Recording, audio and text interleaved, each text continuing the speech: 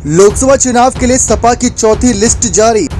ममता बनर्जी की party TMC की भी यूपी में एंट्री। चंद्रशेखर आजाद के साथ अखिलेश ने किया बड़ा खेड़ा। जी हां, लोकसभा चुनाव की तारीखों के ऐलान से पहले समाजवादी पार्टी ने अपनी चौथी लिस्ट जारी कर दी है, जिसमें 6 सीटों पर कैंडिडेट उतारे तो वहीं 1 सीट तृणमूल कांग्रेस को भी देते नजर आए अखिलेश यादव। यानी कि पश्चिम बंगाल में टीएमसी ने कांग्रेस से किनारा किया, लेकिन उत्तर प्रदेश में समाजवादी पार्टी ने उसी टीएमसी को अपना 1 सीट देने का फैसला किया। ये फैसला चौंकाने वाला है। तो दूसरी तरफ आजाद समाज पार्टी के मुखिया चंद्रशेखर आजाद को नगीना सीट पर अखिलेश के समर्थन देने की बात काफी चर्चाओं में चल रही थी, लेकिन इन चर्चाओं को विराम देते हुए अखिलेश यादव ने नगीना सीट से भी समाजवादी पार्टी का कैंडिडेट उतारकर चंद्रशेखर आजाद की मुसीबतों को बढ़ा दिया है। अभी बहुजन समाज पार्टी, भाजपा और वहीं आजाद समाज पार्टी और समाजवादी पार्टी यानी सीट पर अब काफी ज्यादा कड़ा मुकाबला देखने को मिलेगा। फिलहाल हम बात करें हाल फिलहाल की लिस्ट की, यानी कि इस चौथी लिस्ट की, तो चौथी लिस्ट में हमें देखने को मिला बिजनौर सीट से श्री यशवीर सिंह, नगीना सीट से श्री मनोज कुमार, मेरठ से भानु प्रताप सिंह, अलीगढ़ से विजेंद्र सिंह, हाथरस से जसवीर बाल्मीकि, लालगंज से दरोगा सरोज और भदोही से तृणमूल कांग्रेस को टिकट देने का यहां पर ऐलान किया गया है सपा के द्वारा। चर्चा इस बात की है कि सपा ने 1 सीट का कहीं ना कहीं बहुत बड़ा मोलभाव किया है। अब टीएमसी पश्चिम बंगाल में समाजवादी पार्टी की एंट्री होनी देगी और उनको भी 1 सीट देती नजर आ सकती है, लेकिन भदोही सीट का समीकरण देखें तो टीएमसी की जीत के इतने जल्दी आसार नहीं जताए जा सकते, क्योंकि भदोही सीट का समीकरण ही कुछ ऐसा है जहां पर टीएमसी को काफी मेहनत मशक्कत करनी होगी, लेकिन उनको कांग्रेस और सपा भी समर्थन करेगी, तो ऐसे में उनके लिए चुनावी जीत आसान हो सकती है।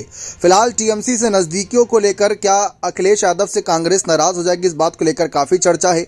पिछली बार भदोही सीट बहुजन समाज पार्टी के खाते में गई थी, जो इस बार टीएमसी को अखिलेश यादव ने दे दी है, जबकि सपा के अच्छे खासे वोटर थे। साल 2014 तक इस सीट पर बसपा को इस सीट पर महज 43,000 वोटों से ही हार का सामना करना पड़ा था, लेकिन टीएमसी सीट पर क्या खेल कर पाएगी, ये देखना दिलचस्प रहेगा।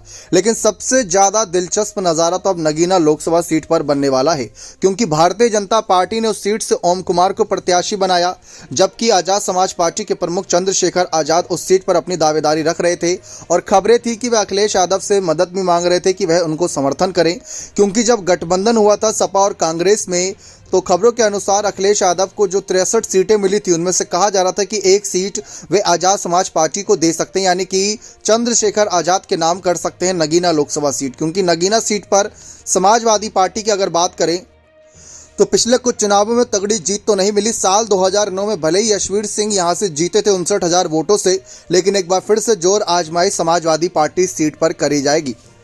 सबसे बड़ा झटका चंद्रशेखर आजाद के लिए इसलिए भी माना जा रहा है क्योंकि एक तरफ अखिलेश यादव पीडीएफ फॉर्मूले की बात कर रहे हैं, यानी कि पिछड़ा, दलित और अल्पसंख्यक की, लेकिन पिछड़ा, दलित, अल्पसंख्यक की बात करने वाले अखिलेश यादव इस बार दलित चेहरों से ही दूरी बना रही हैं, जिसमें बहुजन समाज पार्टी से उन्होंने किनारा किया पहले तो, फिर उसके बाद अब चंद्रशेखर आजाद जो दलितों में अपनी पकड़ को मजबूत करने के लिए लगातार चुनावी मैदान में उतरे हुए हैं, उनको लेकर चर्चा थी कि मायावती के एक विकल्प के तौर पर चंद्रशेखर आजाद को अखिलेश समर्थन कर सकते हैं। खतौली सीट तो आप सभी को याद ही होगी, जिस पर रालोद ने एक प्रचंड जीत हासिल करी थी उपचुनाव में।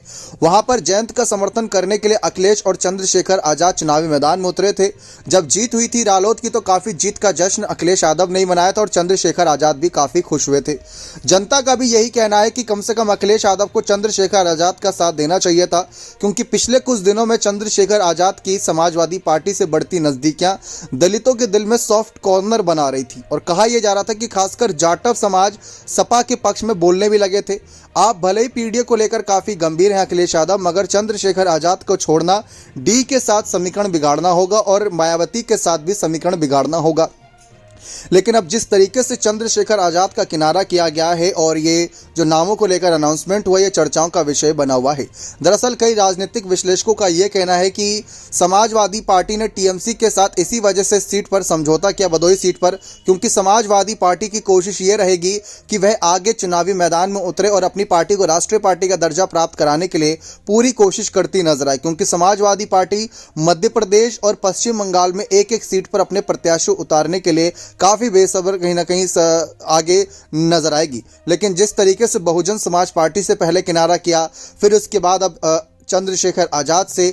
अब देखते हैं कि किस तरीके से यहाँ पर माहौल बिगड़ेगा। लेकिन पहले चर्चा चल रही थी कि समाजवादी पार्टी चाहती थी कि चंद्रशेखर आजाद साथ लड़े तो कहीं ना कहीं उनके ही चुनाव चिन्ह से लड़ें, ऐसी भी कुछ अटकलें लगाई जा रही थी।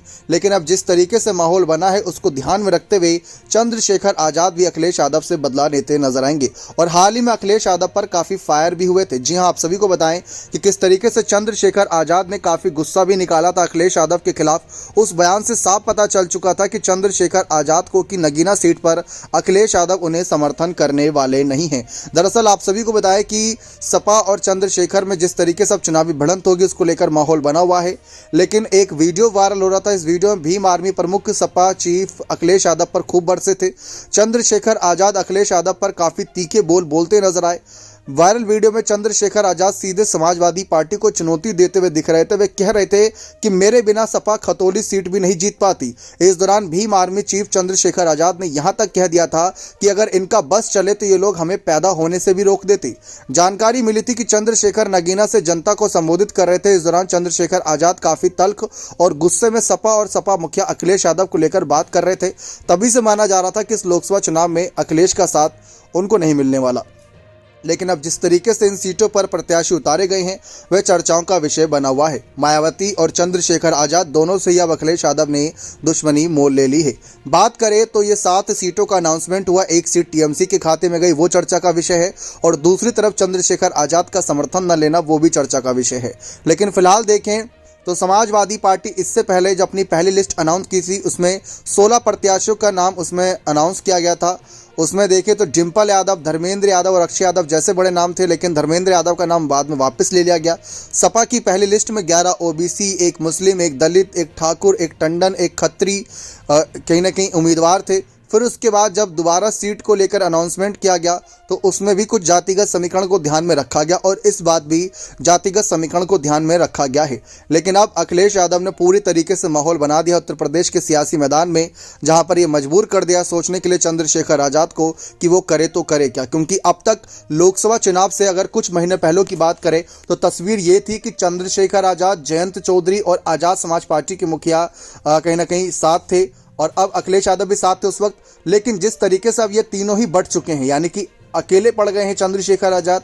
राहुल को कहीं ना कहीं अखिलेश समर्थन कर देंगे, अखिलेश राहुल को समर्थन करेंगे, वहां तो चलो गठबंधन है। जयंत चौधरी प्रधानमंत्री नरेंद्र मोदी के साथ नजर आएंगे। तो ऐसे में आजाद अब क्या करेंगे? क्या इस बार भी उनको हार का सामना करना पड़ेगा जैसे गोरखपुर सीट पर उनको हार का सामना करना पड़ा था? या इस सीट का जो समीकरण है नगीना सीट का कि पिछले 3 बार पहले सपा फिर भाजपा फिर बसपा जीती, तो इस बार क्या कोई अलग चेहरा जीतेगा? ये देखना दिलचस्प रहेगा। लेकिन आपको क्या लगता है कि एक तरफ ममता बनर्जी की एंट्री और दूसरी तरफ अखिलेश का मायावती और आजाद दोनों से दुश्मनी मोल लेना क्या लोकसभा चुनाव में फायदेमंद साबित रहेगा या नहीं? अखिलेश का पीडीए फॉर्मूला कितना काम करता है, इस पर सबकी नजरें रहेंगी। बने रहे चैनल के साथ। बहुत बहुत धन्यवाद।